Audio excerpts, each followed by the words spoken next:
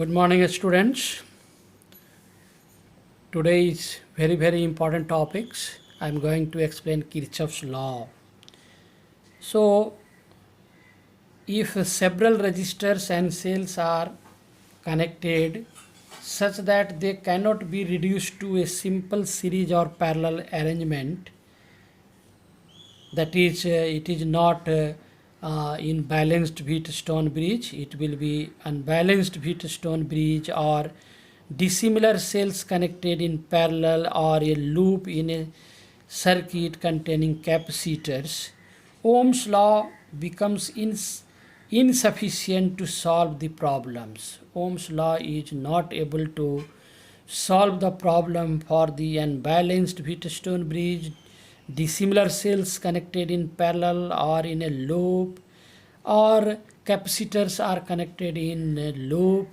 Then how to calculate the equivalent or how to solve the problem. To solve such problem, to analyze such problems of complex of the DC circuit, Kirchhoff in 1882 gave the following two laws. The first law is termed as junction rule, or it is also known as current rule because it deals with the current. According to this law, the algebraic sum of current meeting at a junction is zero. That is, mathematically we can write sigma I is equal to 0. This law implies that the current reaching at a junction is equal to the current leaving out of the junction. As for example, we have taken here simple circuits in which sign convention used is also very important. So here I have written sign convention. If the current for this, the current to be positive if it is reaching a junction, and it will be negative if it is leaving the junction. Means if the current is moving towards the junction, we have to take positive value, and if it is leaving the junction, it will be negative value. Here is the first point. You can say J is the point, current is I is coming towards this point, and I1 and I2 are leaving out of the point. So I is taken here positive, I1 and I2 negative, and we have taken here algebraic sum, and according to this law it will be 0. Similarly here I and I1 are coming towards the point and I2 is leaving out of the point. Therefore this will be I plus I1 minus I2 is equal to 0. These two will be positive as it is reaching to the point. Here in this case I1 and I2 all are reaching towards the point. So all will be positive and algebraic sum will be 0. Okay, this law is simply a statement of the conservation of charges, means it is derived from the conservation of charge. This law is applicable to a capacitor through the concept of displacement current, treating the resistance to be 0 during charging. When the capacitors are connected in the circuit and if it appears that the capacitor are charging or capacitors are discharging, or it is in a steady state, infinite in steady state, it is in steady state, then it will be applicable. Means Kirchhoff's law is also applicable for the capacitors connected in the circuit. Here I have taken a simple circuit. I is coming towards the point, I2 is leaving, a resistor in this arm R is connected, in the next arm a capacitor C is connected, and at this time the arrow is given, I1 current is passing along this direction. As the current is passing through, so this will be the situation of charging. At that time what will happen? We will take the algebraic sum of I1, I2 and I3. All will be this like this. Sign convention is can be used as previously. Here you can see the current is coming from capacitor also, means this capacitor is discharging now. So the direction of current is here. So using Kirchhoff's law, we can write this equation during discharging. Here you can see in this arm, I have not given any direction of current. Means at this time, the capacitor is in a steady state, and in the steady state, the resistance of the capacitor will be infinite. Resistance will be infinite. And during charging, resistance will be 0. Charging and discharging, the resistance will be 0, and resistance of the capacitor will be infinite at the time of a steady state. So at the resistance is infinite, so it will stop all the current. So in this arm, I1 is taken to be 0. Therefore, we have I1 is equal to I2. This is I1. I is going toward the junction positive, and I2 leaving out of the junction negative. So I1 minus I2 is equal to 0. So I is equal to I1. This is all about the first law. I will take another example after discussing the second law. Second law is also known as loop rule or potential law or Kirchhoff's voltage law. It is based on the conservation of energy, conservation of electrostatic potential energy. Energy, charge, mass, these quantities remains conserved in physics. So it is based on the conservation of energy. According to second law, KVL, Kirchhoff's voltage rule, the algebraic sum of the charges in potential, changes in potential in complete traversal of the mesh means closed loop is 0, or we can say algebraic sum of product of current and resistance in a loop is equal to 0, or we can say algebraic sum of voltages and EMF applied in the mesh or loop, that will be equal to 0, that is sigma V or sigma E is equal to 0. In this second law, we have to use sign convention. We have to consider some certain condition, sign convention.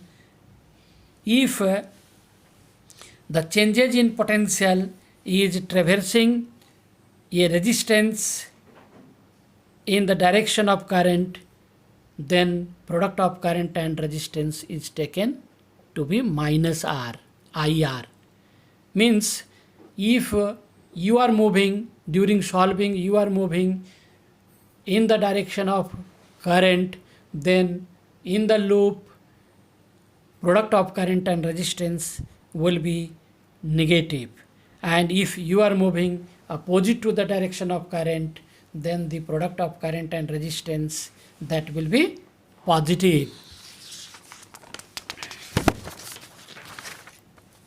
Here I have taken some example.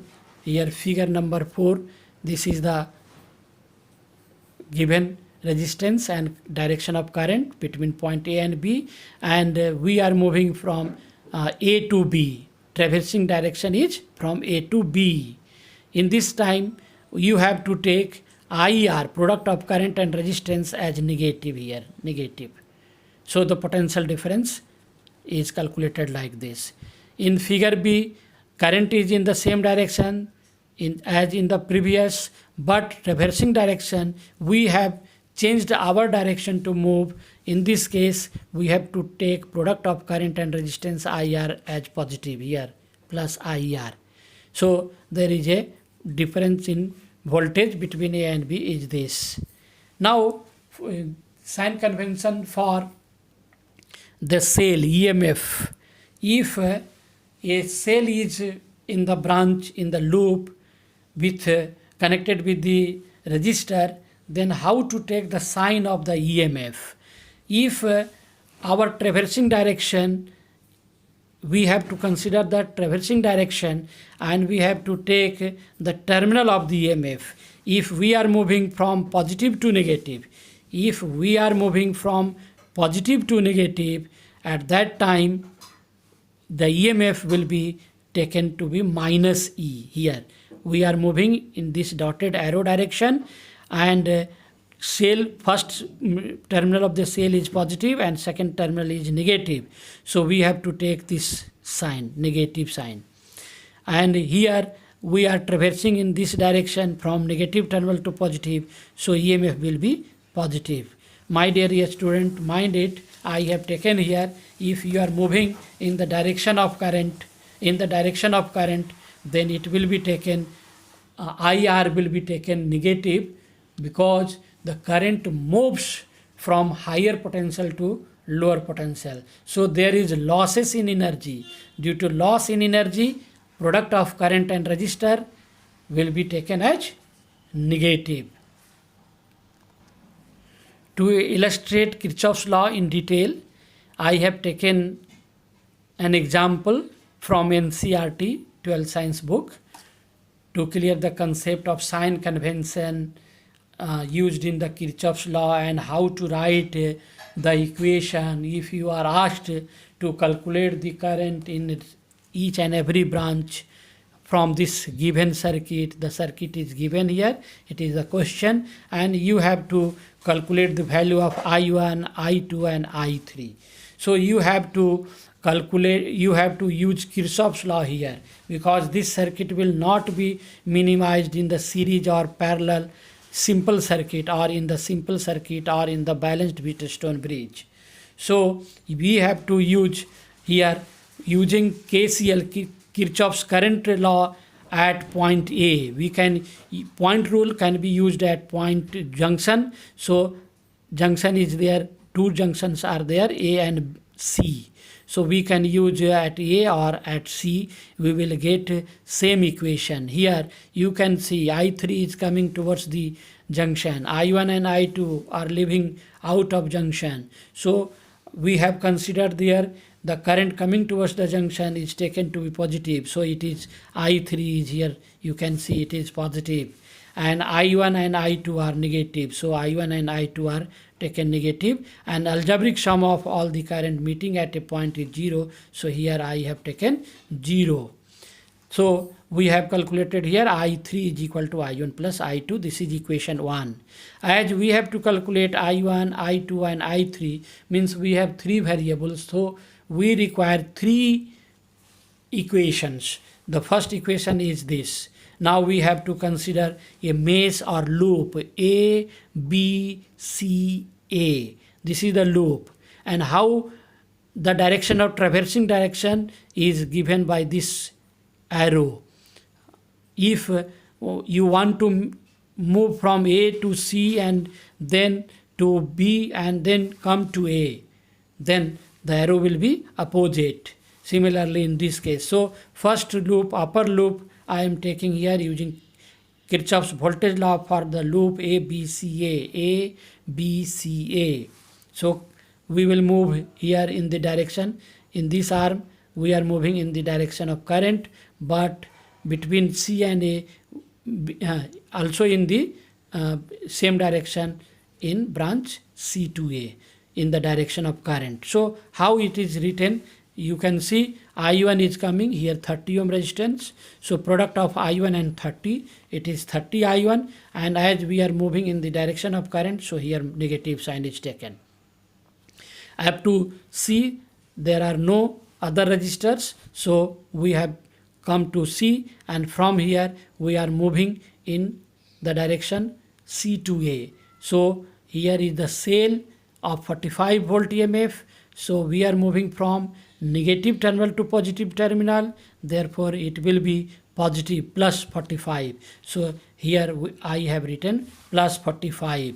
Now this is the resistor, 1 ohm resistance. Current I3 is coming in this branch, all are in series, so same current will meet at every point resistor. So product I3 into 1 is I3, and in the same direction moving in the direction of current, so it will be negative. So it will be negative minus I3. For 40 ohm it will be again minus 40 I3. So minus 40 I3 is equal to 0. After solving we will get this equation number 2. So now we have two equation. Now next equation, for the next equation we are considering the loop A, C, D, E, A. So using Kirchhoff's voltage law for loop A, C, D, E, A, we get what we will get. Now from here we are moving opposite to the direction. So 40 I3 it will be plus, and 1 I3 it will be also plus, and here positive terminal to negative terminal, so it will be minus 45. So you can see here 40 I3 plus I3 minus 45. And now come to here, we are moving from C to D, that means it is opposite to the I2, so 20 I2 it will be positive. So here 20 I2 it will be positive. Now come to 1 ohm resistor, current is I2, so I2, and we are moving opposite to the direction of current, therefore it is plus I2. And come to the cell, positive to negative, 80 volt, we are moving from positive to negative, therefore its value will be minus 80. So we have taken here minus 80 is equal to algebraic sum of product of current and resistance, or algebraic sum of the voltage is equal to 0. So it is 0. Now on solving we will get this equation number 3. And using equation 1, 2, 3, we will get the value of I1, I2 and I3. Either using the method of solving linear equation, or determinant method, or matrix method. You can delta matrix method you can use. So by using these three equations we will be able to calculate the value of current.